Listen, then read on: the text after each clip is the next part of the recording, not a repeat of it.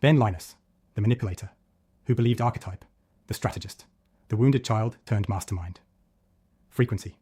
Evolution, ego, collapse, humility. Ben doesn't raise his voice. He doesn't need to. He controls the room with silence, calculation, and precision.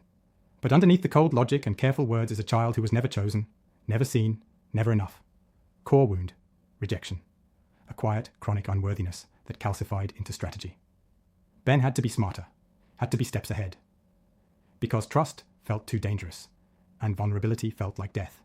So he built a persona, a master manipulator, a leader, a prophet of purpose. Not because he was evil, but because the narrative was the only thing that ever made him feel powerful. Shadow. Belief without empathy, devotion without reflection. Ben lies, not out of malice, but out of fear that the truth will collapse the identity he's built, and eventually it does.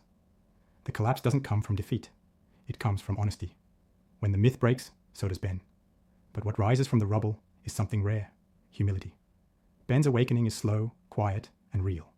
Not redemption through heroics, but through service, through listening, through finally letting go of the need to be the one who knows. He represents the part of you that once manipulated to survive, that crafted personas to be safe, admired, in control, that felt like you had to outsmart the world just to belong in it. And he shows us what happens when the mask comes off, and the self beneath it is met with compassion instead of shame. Ben teaches us that collapse isn't the end.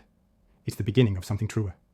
Because when the ego no longer has to protect you, you finally have room to be you. Not the mastermind, not the martyr. Just Ben, willing to serve, willing to stay, willing to feel.